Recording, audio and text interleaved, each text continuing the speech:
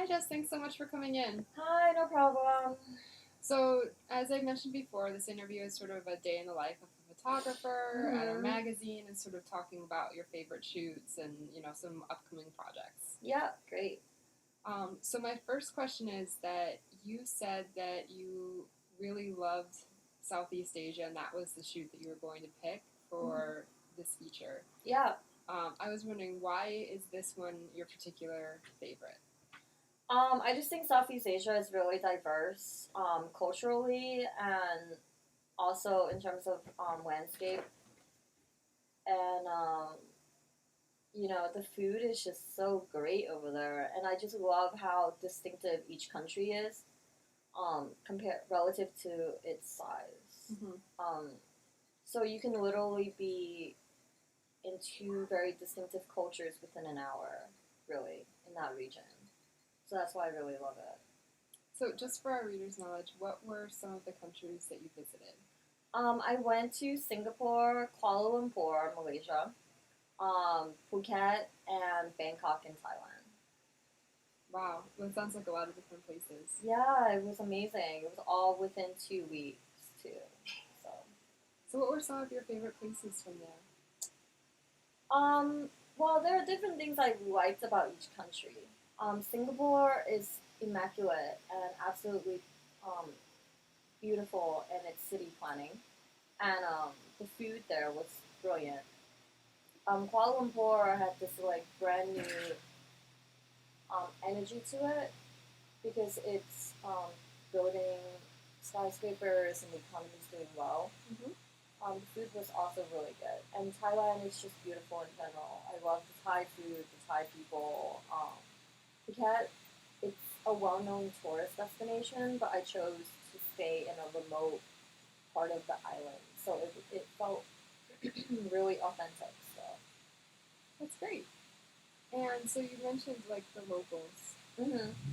and I noticed that in some of the pictures that you submitted, you also had pictures with the locals.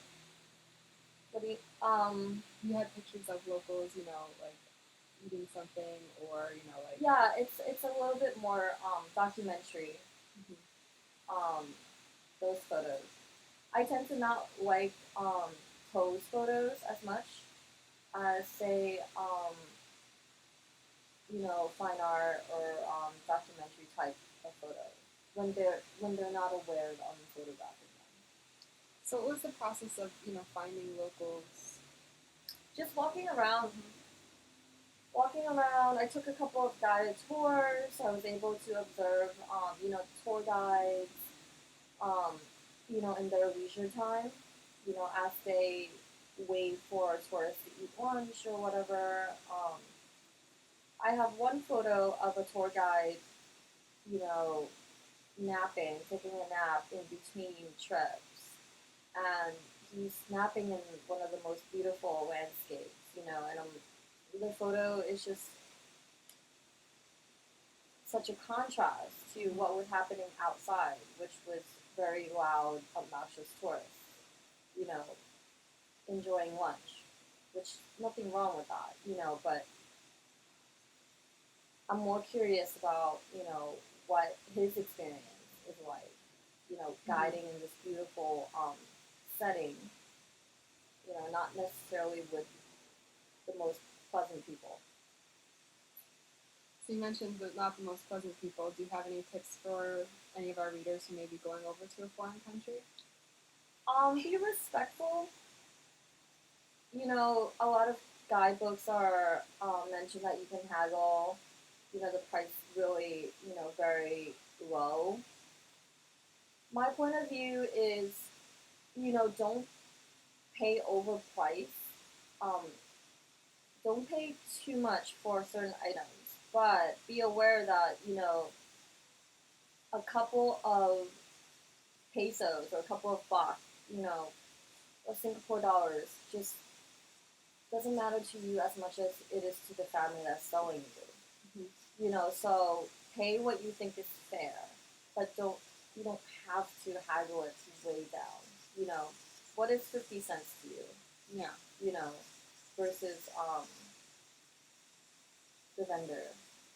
So I just want people to respect the culture that they're getting into, and understand it, read up on it, be interested in meeting the local people while you're there instead of staying in sheltered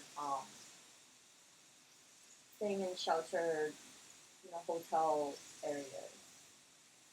So, what was the like you mentioned your research? What was the process that you take on when you're researching a new area? I like to read blogs of locals that live there. I like to read sometimes the history and watch documentaries on the nation of the countries. Um, I like to look up, hidden spots that only locals go Mm-hmm. because I feel like that's more of a immersive um, type of travel, than just seeing sites and checking that off on your list. Mm-hmm. Definitely. Mm-hmm.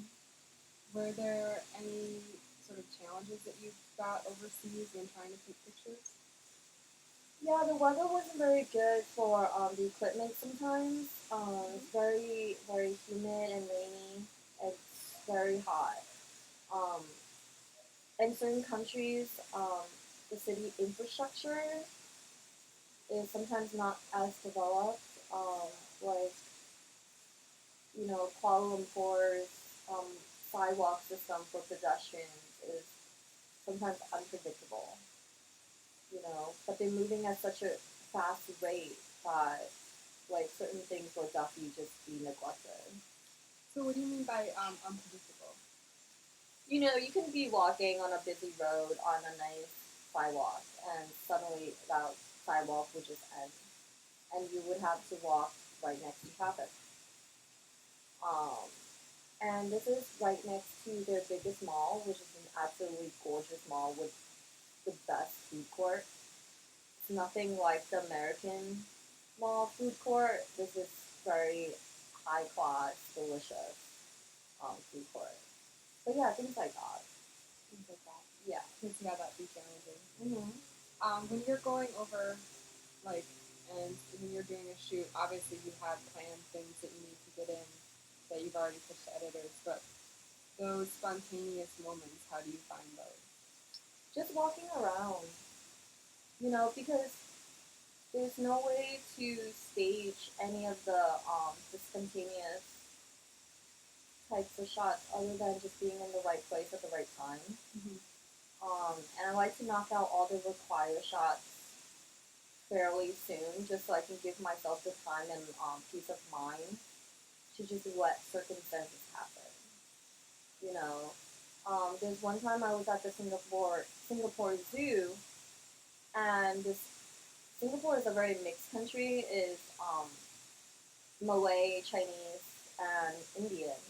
In a very small city state, and there was this mom, you know, fixing the hair of her toddler daughter who was sitting by a lake, Mm-hmm.